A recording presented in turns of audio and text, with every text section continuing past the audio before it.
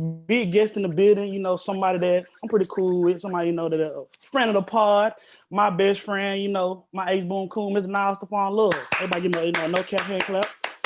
How you doing today, sir? I'm good.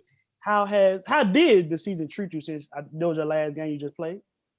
We had a 7 season game, and I got hurt probably like third game. I missed 2 games, so I was like the leading tackler in the conference. But like, after I got hurt, things went downhill a little bit. But I came back the last 2 games, and it ended all right. It was an okay season. I got you. This is being your first season at TSU since coming from Memphis. Did you meet the expectation that you set for yourself? Somewhat, I wanted to just be seen and get my name around, and I did that at the beginning of the season. So I guess I come to something. Definitely, I feel you. A lot of people on this pod is not gonna know how far me and you go back. We went to school together. We became close friends. We just been thugging. So let me ask you something a little personally. After you left Memphis, why did you decide to go to TSU? And did you recognize, the impact of attending the HBCU? Really, I didn't have much time to choose, and I had a lot of connections from TSU with previous coaches and coaches at Memphis. So it kind of just happened like that. And I didn't really think about the impact of going to HBCU, but I liked the decision that I made, like with the whole environment here. So it's a good I change. got you. I got you. Being a guy, P5 bounce back, it's not unfortunate circumstances, but it happens to a lot of guys, during with college football. So, going to a league, did you expect to dominate? Did you expect? I know, obviously you was the OVC's leading tackler for, while you was healthy. So, my biggest question is, what is your plans for next season? Building upon this momentum. Next season, I'm expecting to make like some teams like all conference or something like that. But coming down to OVC, like it's not much of a talent difference, and I did think I was gonna come dominate, but like it's still work to be put in to dominate. Like you're not just gonna come take over. What was it like, transferring from Memphis and then having to get used to everything at TSU in the middle of a pandemic? Yeah, it was. I had to turn over pretty quick, so like I came in and it was just like I had to forget everything that I just learned because like it's a whole different standard here. But as far as changing over, it wasn't bad, but like it was something different for me because it was my first time with transferring. Yeah. Definitely, you get to the meat and potatoes of this thing. You just got a new head coach, I believe. You told me a little before it happened. Eddie George. Yeah. When I say Eddie George, tell me the first thing that comes to your mind. His accolades really like he was a Heisman winner. His jersey's retired for the Titans, Hall of Famer, and he just like had a lot of accomplishments. But before this whole deal, like I didn't really know a lot about him, but like just when news circulating, I've been hearing like that he's a good guy though. Nah, most definitely. I mean, Eddie George is a legend. He's Heisman winner, number retired. But I do want to bring up something that you personally told me. And then I think the news is starting to get out. But I think Ray Lewis is in contention for the head coaching job. I know that Jeff Fisher and his son is on the staff currently.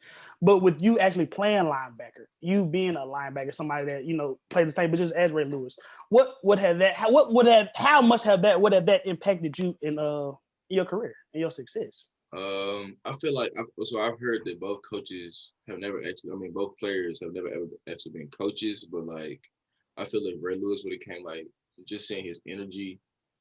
I would have liked that from my position coach, and like I feel like we would have been more flashy as a team.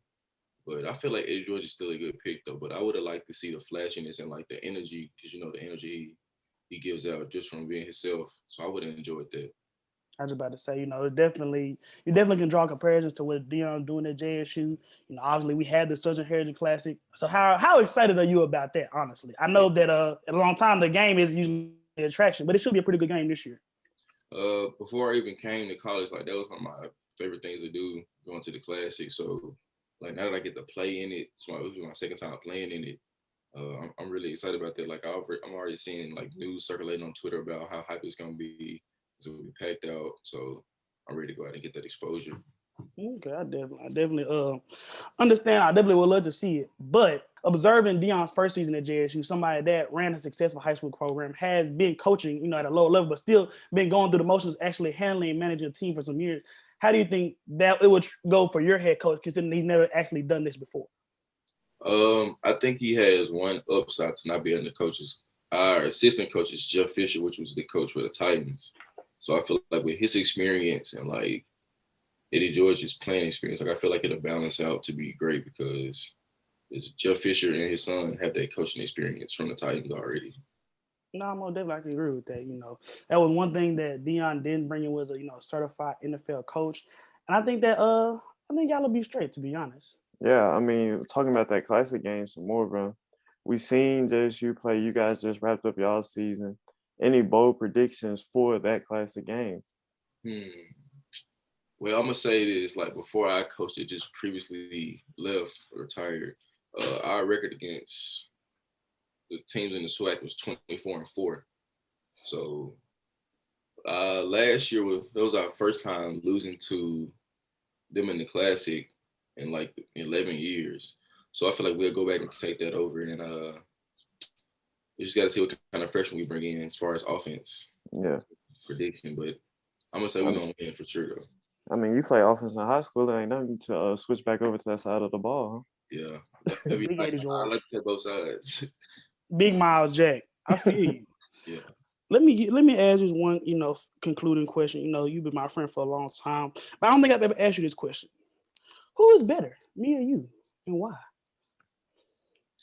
Uh, I mean, it'll be easier to answer this if we played the same position, but like as far as why you ask me is like, do you do it based off tackles or based off like production or hard work? Mm, I mean, you gotta throw it all into your recipe. However you evaluate a football player, give me the grade, and whose grade is higher. Okay, just all around. Like since we've been playing, Mhm. Just ninth grade. I feel like I got more accolades, but like we do the same work, but I stand out more just because of the position I play.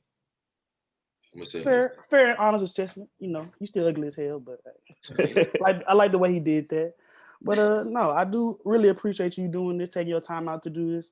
We're all excited for you. I think we're all excited for HBCUs in general, just because of the pattern that we see taking hold. And honestly, I can not to speak for you, but I don't I can definitely say that I don't think you saw this coming when you went to Tennessee State. no, So I not I really. definitely think it'll be interesting to see what it looks like. I know a lot of people are going to compare it to Jackson, especially since y'all play each other every year. Well, except for last year, but Tennessee State, Robert Covington just gave like $1 million to the basketball team, building another indoor facility or something like that. So I think Tennessee State is really starting to dominate in terms of FC athletics, and I hope that it can turn into something like a North Dakota State or even something like a Liberty where they're forced to move up to FBS because of how they just can dominate the competition. Mm-hmm. I'm thinking that something like that happened. Like our coach gave us like a few words before he left. He was saying like new facilities coming, better eating plans, better housing. So I feel like we got some changes coming. That'd be nice. So what is the number one thing that you're excited for about the new change in the regime? Mm, probably facilities and stuff like that. Honestly, like better resources, I could say. Nah, definitely. Cause it will happen because we went down to Jackson last year to play them, and Mm, watching it on TV is a very big difference in how it looks. So something like that, something really similar should be happening to y'all. I do truly appreciate you doing this. Continue to have the success that you've been having, and I'll see you later. for sure. Yeah, bro. Appreciate you, man.